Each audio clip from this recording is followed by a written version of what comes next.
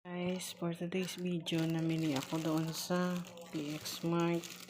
PX Mart, Jewel pala, Jewel. Minsan may time na makachamba ka na mura, no? Diba yan ito? Talong, 49.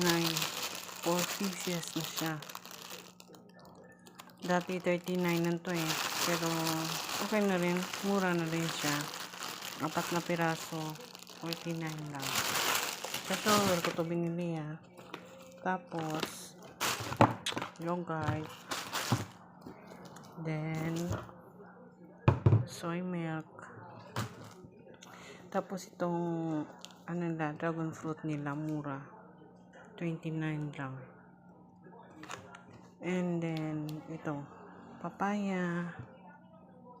Mura yung papaya nila ngayon, 39 lang. Pachamba lang kasi yan eh. Mura ngayon yung gulay at saka prutas nila. So, pachamba-chamba lang. Total ito lahat is 208 ng binili ko.